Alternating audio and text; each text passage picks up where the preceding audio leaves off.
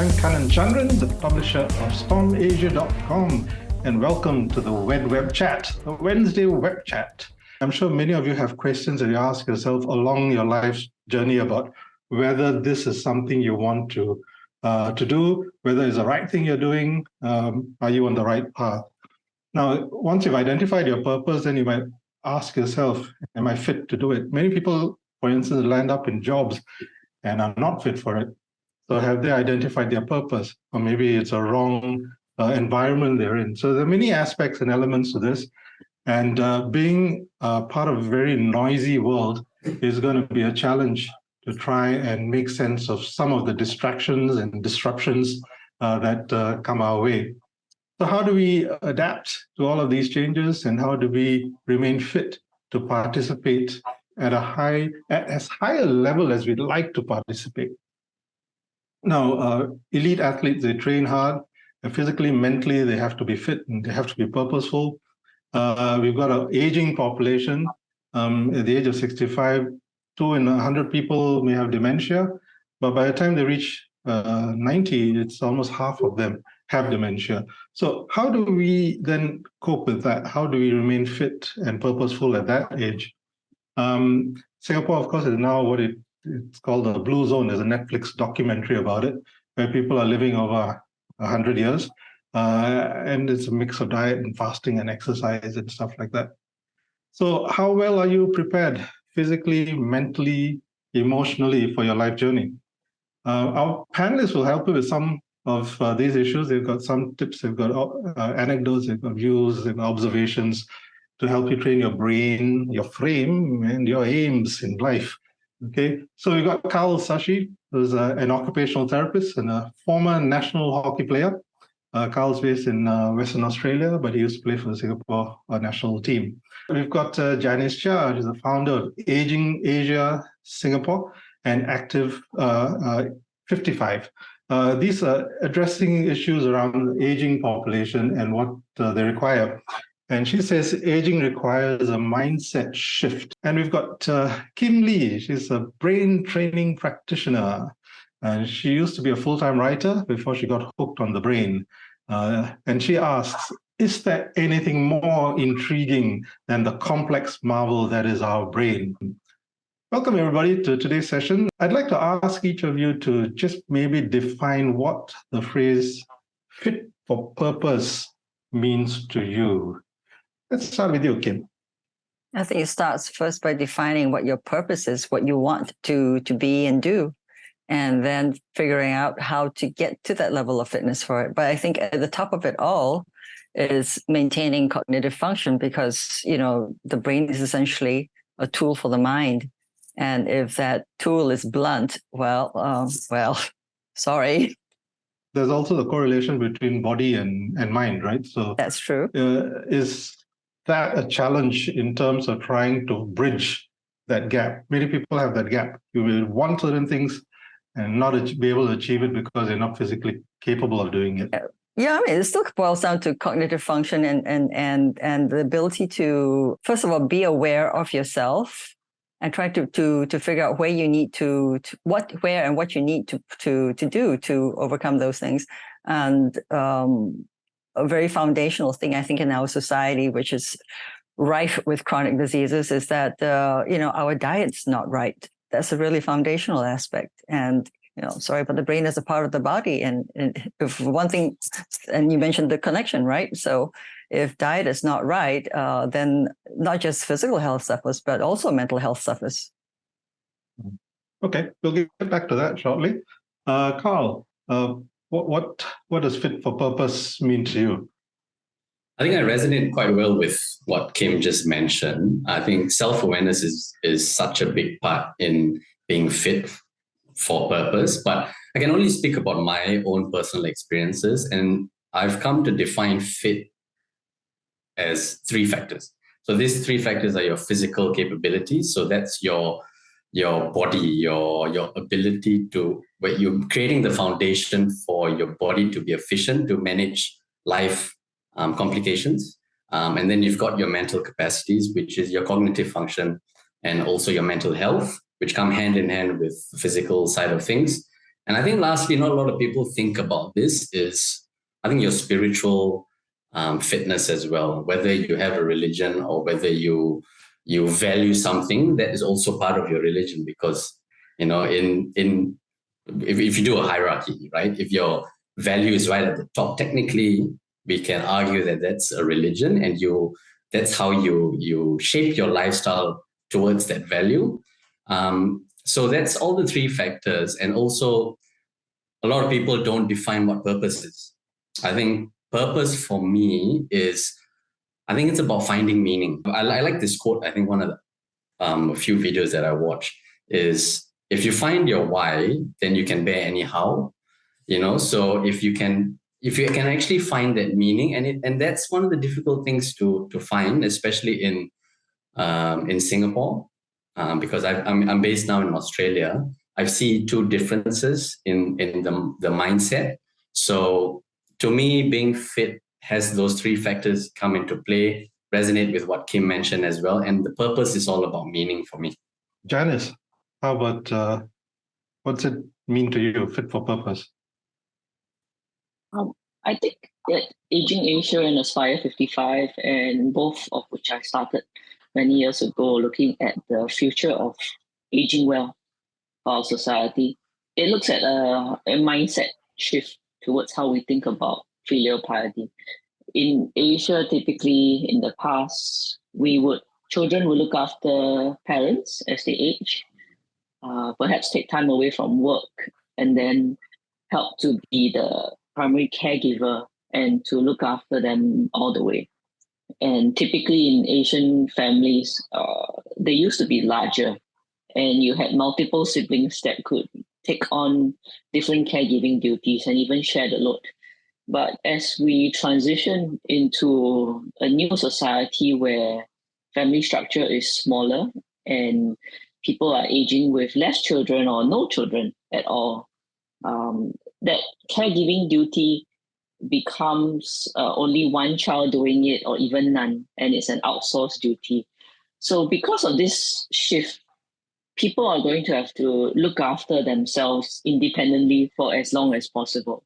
Number one, because it's financially very expensive to start buying care services early to move into a care institution.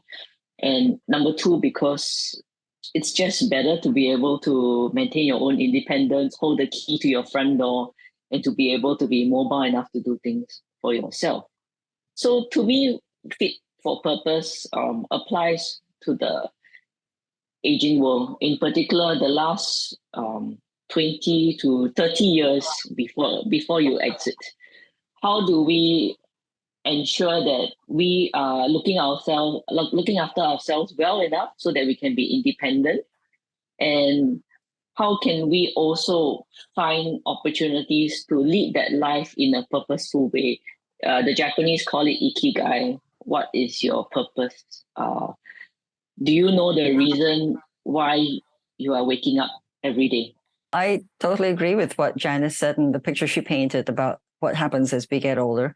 I mean, I've seen my mom and dad get older along with some friends. Some of them left fairly early because they had chronic issues which they did not really fully address.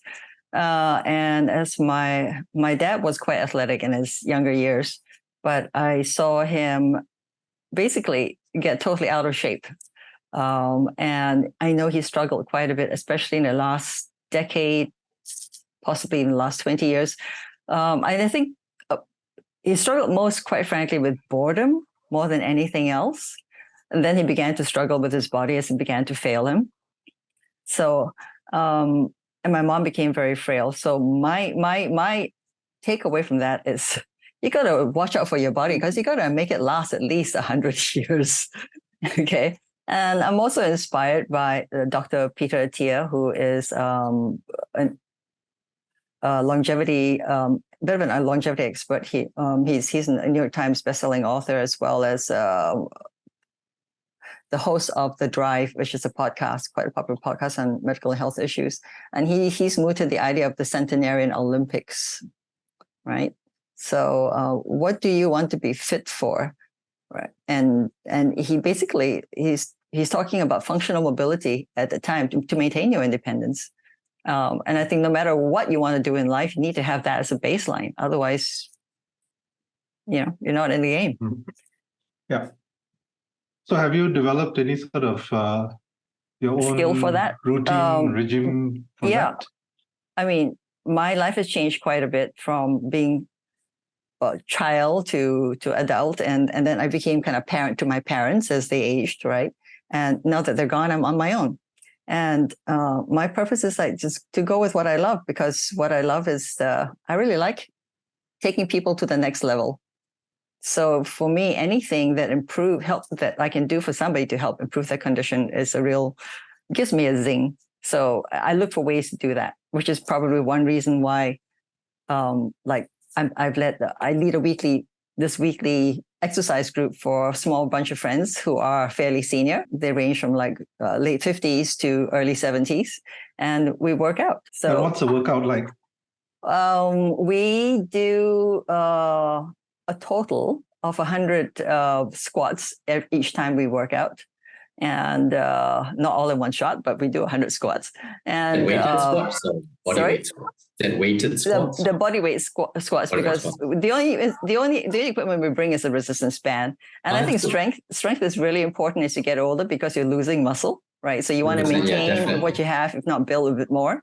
So and flexibility as well. So we do things like posture exercises to correct and check posture, to make sure you got the muscles in the right places to hold yourself upright and stuff like that. Yeah, so there's flexibility, strength, and there's cardio as well. We do a very, gentle exercise where something I picked up from Dr. Rangan Chatterjee. I mean, I'm a bit of a podcast junkie, and I listen to a whole bunch of doctors. And he has suggested, okay, find a nice long stretch of spot and just walk for 1 minute for as fast as you can. And at the end of that, note where you are, and then just stroll back, recover, and then you walk again. So we do about 6 of those. That we started with that just to get, it's not very mild, high-low sort of things. Yeah. Then we started getting into all the other stuff, the posture, the flexibility, it's the other strength things. So, but most of all, we have a great time. And I think the social aspect is really the most important of this.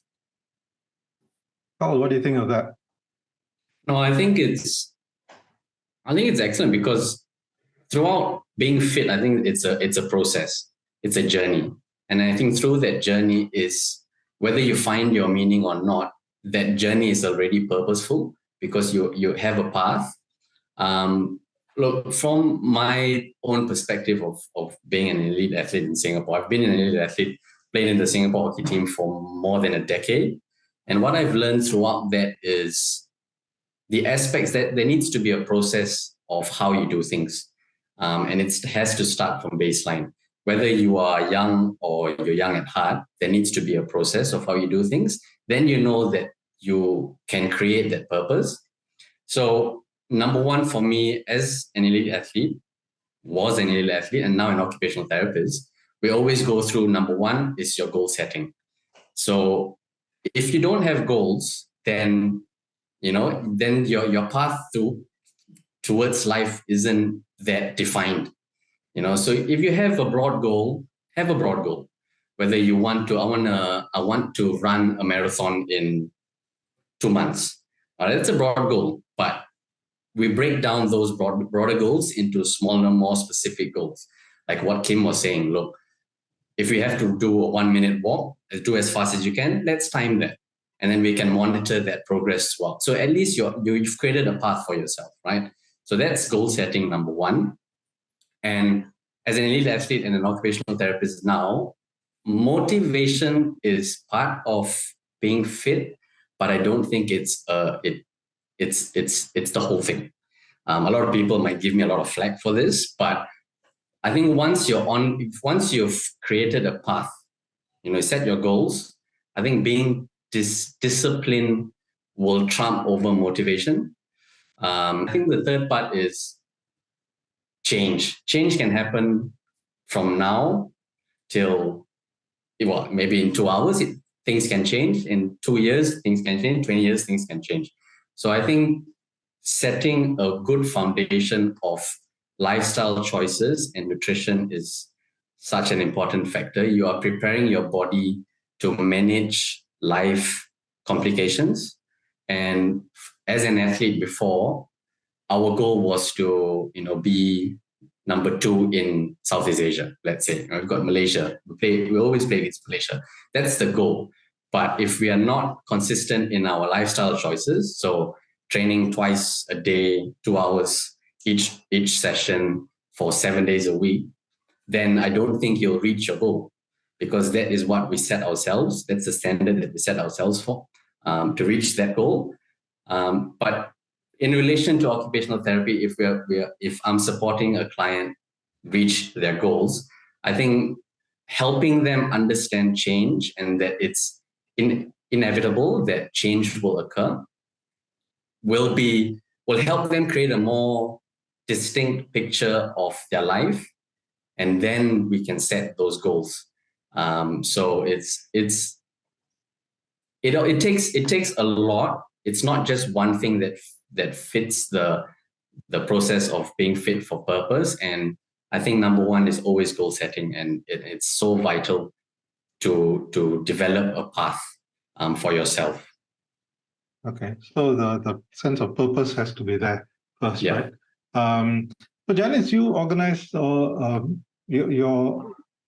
company runs gyms and fitness activities. How important is a group in helping you find your purpose or your motivation? I mean, Karl was talking about the importance of discipline. If you're on your own, it's very difficult to discipline yourself. I mean, if you're wired that way, great, but otherwise it's a hard slog. But as a group in that environment, would you be more disciplined, more purposeful? And do you see the changes taking place in the elder aspects of community that you deal with? Yeah. So let me share a bit about Aspire55. We started in 2014 as the first virtual retirement village concept. Essentially, it's a social health community made up of older people who come to the clubhouse to access our structured small group strength training exercises, which we use machines from Finland, which is air pressure pneumatics. So there's a circuit series, each one exercising a different body part, making it very easy for you to complete an hour of strength training without even realizing the effort you have to put into. So we make it fun, friendly. It's a barefoot gym space. When you come in, the trainers know your name. You always exercise with only about 5 to 6 people in a small space, led by a trainer. And the clubhouse manager is like your sons and daughters, and they provide that social engagement and interaction as well. But during this facilitated program, when you first start the program, we actually do baseline testing for you to find out where your fitness is. And every 6 months, we then do another set of tests to see how much you have improved. And why do we do that? Previously, I realized that when many seniors are aging, after they stop work, they also stop their exercise routines. Then the second routine that they develop as they age is going to the doctor to get blood pressure medications. So every 3 to 6 months, you go to the doctor and he'll tell you that, hey, you have to take this amount of medication. So my dream is to create a world where every 6 months, we'll have a consult with you to tell you how much your health has improved, your strength, your balance, and, keep you a little bit competitive about wanting to make the improvements on your own. Encourage you to come for this structured program, and some of our members have progressed from once a week to 3 times a week. So when friends ask them, what are you doing today? They say, I'm off to the gym. And they start to put the strength training program first above their social activities. And that's what we want to do, get the exercise program at the top of their calendar and at the top of their priority list versus being nice to have. Because what we do is help you to get into that routine to build strength, create a community that is friendly enough for you to commit to this routine, organize 100 different activities outside, including coming up with dragon boating. We have choirs, we have drum clubs. So we have various activities to keep you engaged, even food clubs. So But to be a member, we want you first to commit to that strength training program. So once you agree to exercise, we'll put in a lot of fun activities for you. And that's the concept of our club, to get people motivated to lead an active lifestyle. And I would say that 85% of our members are sedentary. So those that come to us do not go to a regular gym outside already. Neither do they have a fitness routine that they follow. The classic type of members we have are those who say that, oh, after I stop work, I've been busy with the grandchildren, or I travel a lot, and I don't really want to work out in a gym, and I don't like to sweat so much. I'm quite happy where I am. Let me watch TV. That is their previous life. And after they join us, this new version of their life looks more like, I go to Active55 3 times a week. I build on strength training. I improve my balance, mobility. We go for a lot of activities. Occasionally, I get to meet different people and friends through the different classes. If we get along well, we go for coffee. If we don't know that person very well, we start with a smile first. And maybe the next few weeks later, as we're exercising in the circuit, we end up having a conversation about a topic that we connect with. So a lot of accidental friendships happen. People who are sedentary join us, people who want and believe that as they age, they want to be independent. They don't want to be a burden on their children. These are the members that we've attracted. And our values are really about making sure that the space we have is a positive, energizing, and patient of all ability space. Yeah. Mm. Okay, so essentially, I mean, you say that most of your members are sedentary. So what was it that got them off their butts and into the gym? Was it fear? Do you say, if you carry on that way, you are doomed? And that sort of gets them jumping up. I think most of them are fairly well educated. They have seen the media reports about how to age well.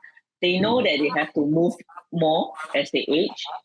But I would say the number one reason why most of them join is because they don't want to be a burden on their caregivers in future. They have seen how difficult it is to look after their family members who are aging or have passed on.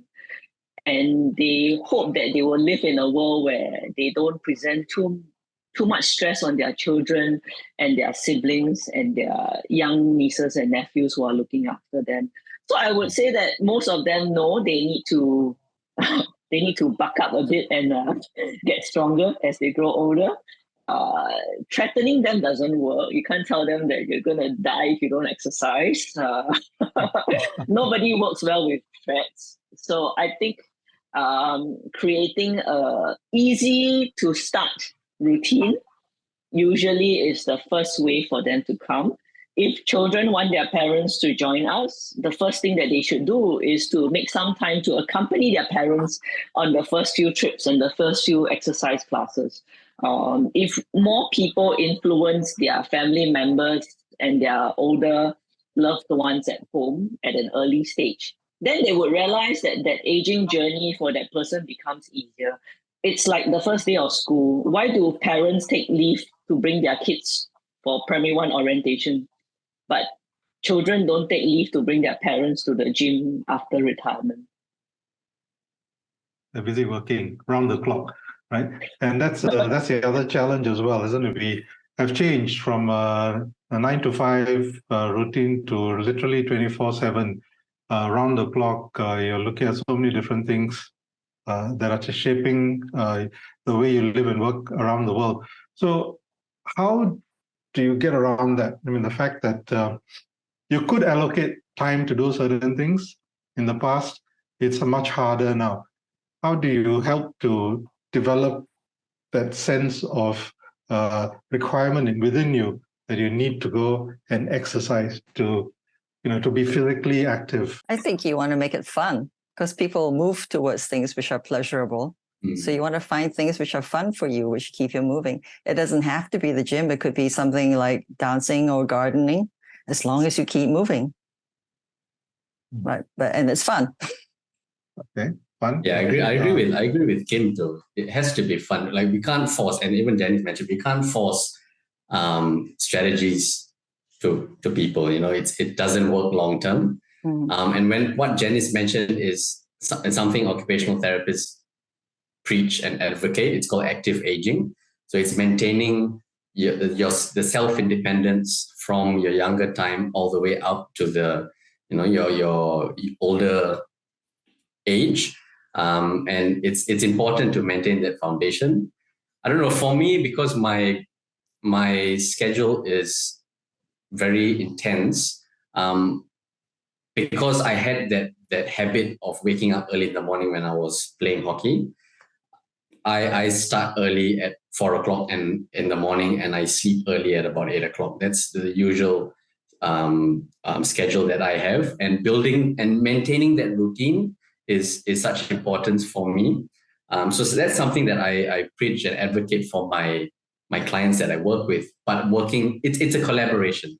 It's not something forced. I know that they're not going to be waking up at 4 o'clock and going to bed at about 8 o'clock. You know what I mean? We have to ensure that the strategies that we provide as an occupational therapist fit within their routine.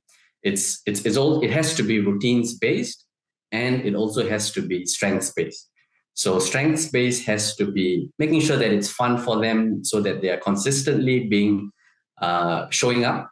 Making sure that the people that they build a community within their friendship groups or external groups, that it's strong. The bond within that is strong, so that keeps the long-term progress, rather than I'm going to change my diet for 2 weeks and then goes off.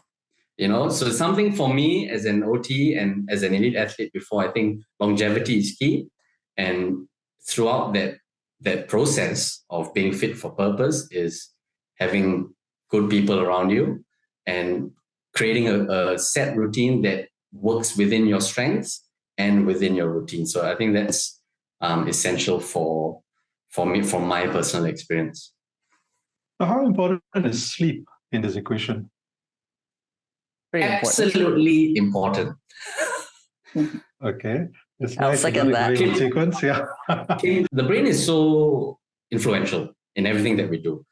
And there's this term called neuroplasticity, and sleep is such an important factor for that. Neuroplasticity is building that connections within the brain so that you learn new tasks, something that's unfamiliar to you.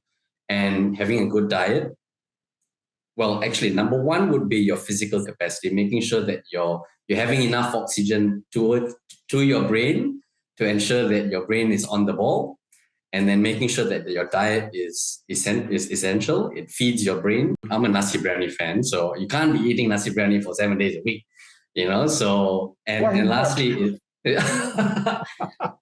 in a perfect world maybe, but I don't think in reality it's important, but we have to place other importance towards the brain. So, and those two things are such important, and sleep is one of them as well. It's people don't realize that sleep is influential for the brain's function, because your brain needs time to ensure that it's running at top efficiency levels. Sleep is probably the key strategy to keeping it working well. The brain actually works harder when you're asleep than when you're awake, which is a surprise to a lot of people, because it looks like you're unconscious of the world. So what on earth is your brain doing? Your brain is doing a lot. It's doing a lot of housekeeping to start with. And Dr. Matthew Walker, one of the top sleep researchers in the world, he's postulated that basically just being awake gives you a mild form of brain damage, which sleep fixes. Not quite in those words, but that's the idea behind it, which is why sleep is so important. And then again, if you look at the Chinese meridian therapy type thing, they have the idea that at certain times of the day, certain organs go into repair state, right? And if you're not resting at that time, you kind of miss out on what's like getting your carburetor flushed or something like that, or whatever is equivalent in the brain, right? That sort of thing. And the curious thing also is nature doesn't really do things willy-nilly. So sleep must be pretty important if she's programmed it into pretty much every living being. Every living being sleeps. And even though it makes us hugely vulnerable when we were hunter-gatherers, I mean, we could be set upon by some wild beast deciding to have us for a snack, it's made it very important that we need to sleep. And on top of that, Sorry, go on.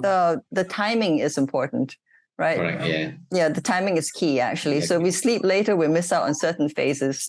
That falls back in the meridian thing, but it's also been kind of, I guess, modern science has also discovered evidence of that. Okay, Janice? What was the timing then? What's the ideal sleep timing? About 9 to 10, start about 9 to 10 o'clock and waking at about 6. Basically, the thing is, it's also tied into the cycles of day and night. So depending on where you live, you want to be up pretty much as the sun rises and to sleep as the sun shortly after sunset. But of course, the places where days grow longer and shorter, these things change a little. But then again, we get into different cycles, the circadian cycle, the ultradian cycles, and how they influence one another and so on and so forth, Yeah. But consistency is key. Okay.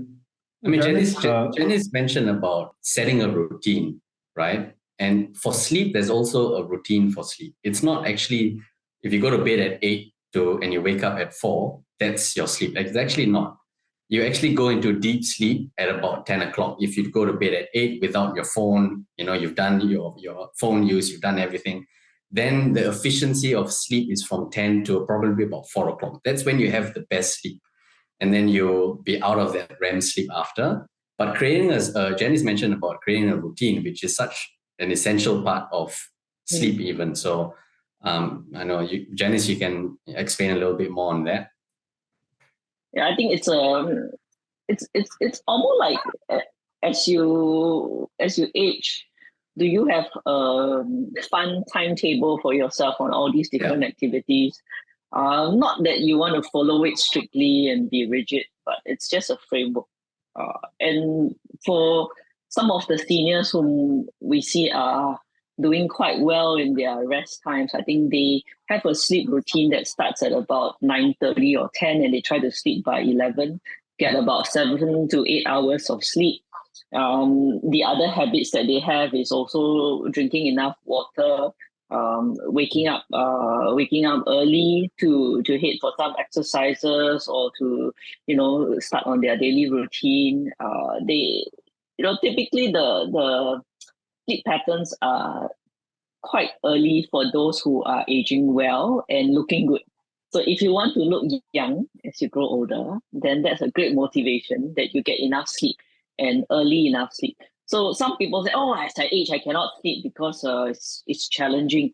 Then yes, sometimes health-wise, some people really can't sleep and it's very stressful for them to try to sleep early. But for the majority of the population, I believe that if you turn off your gadgets, stop watching Netflix and YouTube and TikTok when you are in bed and read a book instead, you might find it easier to fall asleep. And when you wake up in the morning, you can watch your TikTok instead. So change your TikTok hours to early in the morning instead of late at night, because we all get into that addiction. Once you start watching a video, you can't stop. Correct. And then your mind can't take your hands off the phone. Recently, there was a lot of articles that said that if you charge your phone next to you, that is in danger of catching fire. So yes, literally sleeping with your phone in your hands or next to you is a hazard for your health. Maybe that's a good way to keep off the phones before bed.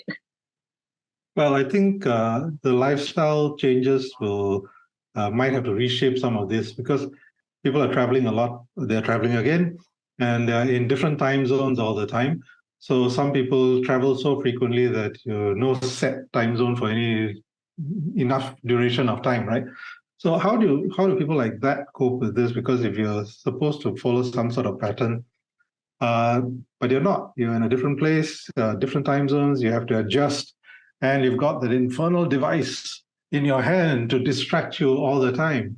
You think it'll help you, but the minute you say it doesn't. So how do you reconcile with that, the fact that it's a very different world to when a lot of those principles maybe were put in place? Well, I think when you travel, you can try to mimic the time zone you're going to be in and maintain the same consistency for that time zone. That's what I do when I travel. I start living in that time zone just when I leave the house to head for the airport, and say, okay, if I'm not supposed to be eating at this time, then I'm not going to eat at this time. And the first thing I do when I do get to the new destination is, assuming I'm there in the morning, is I'm going to have a protein-rich meal rather than a carb-heavy meal. And I find that helps to keep me on track. And I will refuse to go to sleep till about 9 o'clock. Mm-hmm. Okay. I suppose that works, but I suppose if you're jumping around the planet very often, then it becomes a bit challenging. I'm sure your body will rebel at some point, would it? Yes, it probably will. But for me, I just run a session of brain feedback on myself. Okay. It's convenient when you have that. Yes, okay. That's very convenient. So there's a question here about meals, and I was going to come to Singapore's foodie culture and how that. I mean, we love to eat any time of the day as long as there's good food. We'll follow the nose and get there, right? So the question here is, what would you say about having a very big meal once a day, by having a cheat day once a week? Does that mean you have many big meals in that cheat day?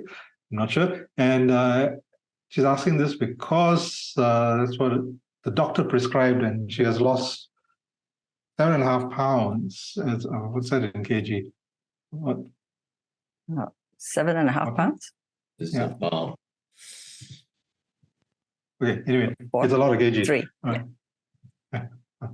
Okay, so 3 to 4 kg. 3 to 4 kg. Okay, so what is that? So the question, I guess, is that a good thing to do? Is it effective? There are many other diets as well, right? You've got your protein diet, you've got your intermittent fasting, you've got a whole lot of other things. So how do all these factors help shape your fitness and eventually your purpose? Well, I work with dietitians quite regularly, and I agree. I think Patricia was the one that asked the question. I think Patricia mentioning about having a very big meal once a day resonates, I think, with a lot of the dietitians here in Australia, because the dietitians here, they provide possibly maybe 1 or 2 meals like that is substantially large in the whole day, but you have very small meals every 2 to 3 hours. And those small meals are usually like a protein bar or a shake or salads. And it's very essential to at least have the most important things in your diet, like your carbo, your protein, and also a lot of fluids within that. So a lot of people work differently.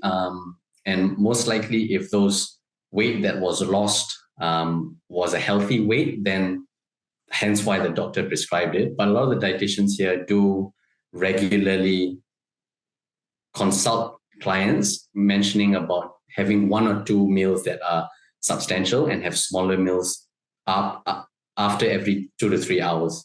So I don't know whether that answers your question, but if it's healthy weight, good. I mean, good on you, because it helps with your independence, it helps with your fitness, and helps you strive towards your purpose, which is essentially what this webinar is about. Yeah. And how about I think things it's quite hard to get people to change their food habits, especially when they've always loved eating. And many Singaporeans are very passionate about eating. Eating is a national sport. Yeah. I think it's not about trending diets or cheat days. I think it's about a life of moderation. You can have a lifetime of char kway teow if each time you eat char kway teow, it's a small portion. Yeah. And you try not to eat char kway teow, 5 days a week. You eat it 1 day a week. So it's about portion. And also, I think if you develop a community of friends, and eating together is proven to have health benefits for older people. You eat together, you tend to have better appetite and diet. If you meet a group of friends and you're sharing a plate of char kway teow, that's instantly a lot better than eating that char kway teow by yourself watching Netflix at home. So I don't think it's about not eating and stopping yourself, restricting yourself. I think it's more moderating how you eat, when you eat, and who you eat with. Yeah, I will agree with that. I think you got to find a way of eating that fits in with your lifestyle. But then again, it's also important to love the food that loves you back. Okay, so have more of that and less of the other stuff. And the idea of a cheat day to me sounds terrible. It's like, because you're going to be cheating yourself. I mean, why would you want to cheat yourself of anything? It just sounds terrible. And then begs the question of coming back to your emotional health. Who is the boss of you, right? Yeah, I think it's better if people discover why eating fruit freshly grown from the ground is better than canned fruit.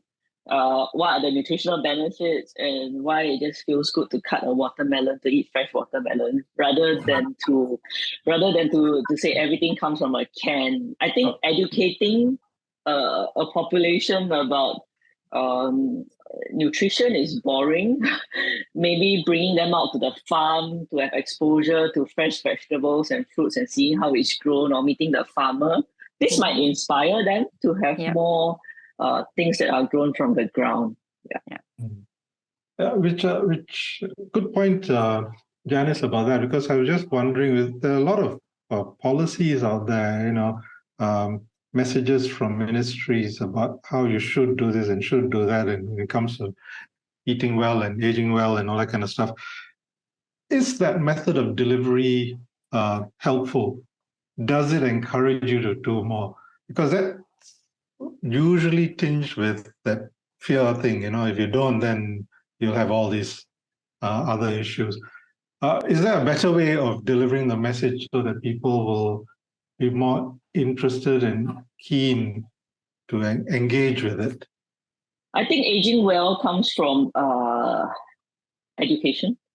So the process of educating early children should be thought about healthy eating goals, or children should be exposed to learning what does it mean to have an aging population, what does it mean to have grandparents with dementia, how do you push a person in a wheelchair. Some of these are being taught in schools in Japan already from an early age. And I think creating that kind of a conscious society from early roots helps to create future generations that we don't have to specify that eat this, eat that, do this, do that. Yeah, you want it to become part of life, part of a way of life. Yeah, I suppose it can be introduced, but there is a generation that's already past that, so they've got to try and foster the message somehow, right? Okay, we are on time now, so I just wanted to get from each of you maybe one thing that you'd like to share with the audience about being fit for purpose. Let's start with you, Kim. Well, basically get your foundation right, and that basically is your diet, sleep, exercise. That's it. And to get and to keep you going, just keep it fun. Look for the fun in it. Okay. Don't make exercise a chore. Yeah. Okay. Janice? I would say age with laughter, age with purpose. Age with laughter, age with purpose. Okay, great. And Karl? I would say find your why. And through that process of finding your why, you will I'm very confident that you will reach your purpose. Okay, great. So make it fun, find your why. A lot of interesting things to take away from this session. Essentially, if you want to be fit for purpose, then find your purpose, right? That's kind of the key component of that. And then see how you can fit into that ideal that you have set about for yourself. Not easy, I'm sure, but it's not impossible either. I think you can do it. Some people can do it on their own. Others probably need a support group. So you need to find a support group. And sometimes mixing across generations is also helpful. We didn't get into that much, but I think for the older generation, speaking to the younger generation is a great way to communicate. Don't talk down, share things with each other, because the younger person will grow old. And if they can see in you how you have lived and made it a positive experience, or how you have lived and the challenges that you face, you learn from that and you might adapt and adjust your own lifestyle so that you wind up in a better position down the line. So I suppose the purposes can be quite specific and can be quite broad, but it's good to have them and see how the rest of it fits into the scheme of things. Right. So Kim, Karl, and Janice, thanks so much for sharing your views and your thoughts. Have a great day ahead. Have a purposeful rest of the week, and may all your plans fit together nicely.